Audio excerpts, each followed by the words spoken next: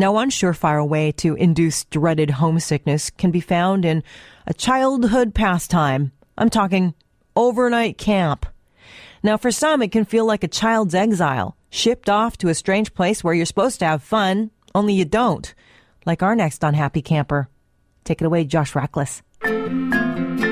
Well, my parents made me go to camp because I'm very averse to new experiences or meeting new people or anything. I was very shy, but they wanted to force me to sort of make friends. So I had to deal with my homesickness. I missed my parents. Didn't really talk to anybody at camp. So the way I connected with my parents was, of course, this was before email. I wrote them letters. This was my big thing. This is pretty much all I did at camp. I wrote letters.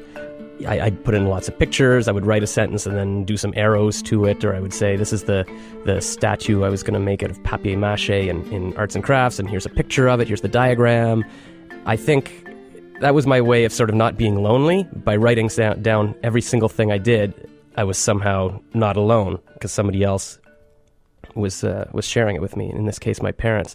But I also noticed that I wasn't writing the bad things that happened to me.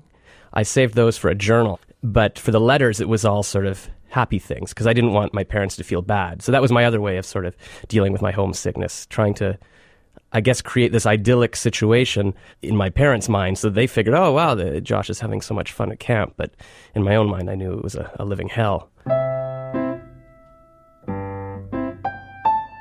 So at some point, I guess writing these letters wasn't quite enough, because things would always happen right after I sent the letter, and then it would be like, oh, they don't know what I just had for dinner, or what funny episode happened while I was walking the letter to the mailbox, or whatever the situation was. So my letters started not ending. Like, I would write the letter, and then I'd be like, well, I gotta write some more tomorrow to add to it. And then the next day it would be like, oh, well, I can't send it yet. There's still more to happen, or maybe something will happen tomorrow. And the letter kept expanding. It was page after page, and it became this giant opus. Until one day the counselor burst into the cabin, furious, and he's like, Josh, your parents just called the office, see if you're still alive, because they haven't received letters from you in a few weeks. And I said, well, I am writing to them. I just haven't sent it yet. And I pulled out this massive pile of papers. I think at this point it was already near the end of camp, and it was too late to send it. So I actually gave it to them in person. And after that, they never sent me to camp again. So I guess it kind of had its intended effect in that I didn't have to go to camp, and thus my homesickness was cured. But I don't know if that's the best way for it to have taken care of itself.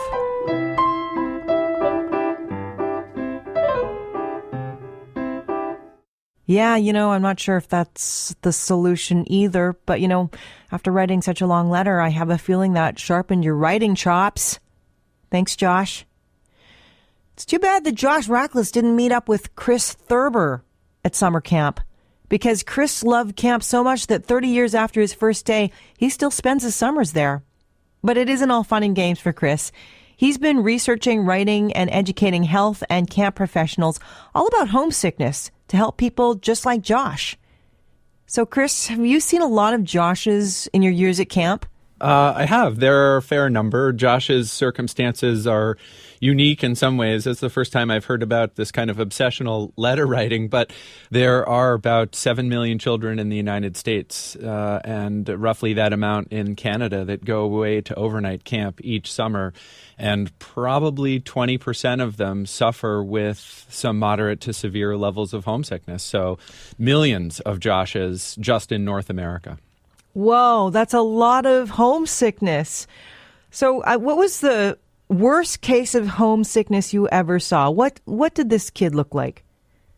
Well, I remember one young man in particular, his name was Ben Kenyon, who was incapacitated by his homesickness. On the first day of camp, he pulled me aside after dinner had concluded. His face was wet with tears, and he said, I have no idea what to do. And we sat down on the beach, And it became clear pretty quickly that he'd never been away from home before and was surprised by how intensely he missed home. And like a lot of kids who are experiencing homesickness for the first time, he thought there was something wrong with him. So in between sobs, he was just saying, I don't know what's wrong with me. I can't stand this anymore. I want to go home. You have to drive me home right now, or you have to call my parents. You have to make them pick me up. And oftentimes with intense homesickness like this, you get a lot of these, ultimatums sort of from kids who are desperate. That's probably the best way to describe it. Wow, it sounds like a real panic feeling. Like this, we're talking about homesickness at camp, and it's easy to think, oh, poor kid. But he sounds like he's really going through something really extreme. Right. I mean, it hurts. It hurts a lot. Everybody misses something about home when they're away. And in my research, I found that about 7%, or 1 out of 14 kids, is sort of like Josh, really, really intense homesickness and at a loss for how best to cope with it. Fortunately, though, there are effective ways to prevent and treat homesickness. So what did you do? When he was so terribly homesick, how did you deal with his suffering? Well, the first thing I said to Ben was, this is normal. And that's a relief for a lot of kids to hear that from a supportive adult, to have somebody say, look, if there's something about home that you miss, that means there's something about home that you love. And that's a wonderful thing. And everybody misses something about home when they're away. Then you want to hit them with a litany of different strategies that work for most kids. And, at the top of that list is making friends, engaging in a fun physical activity, keeping some kind of reasonable contact with home, like letter writing of greater frequency, we would hope, than Josh was able to do.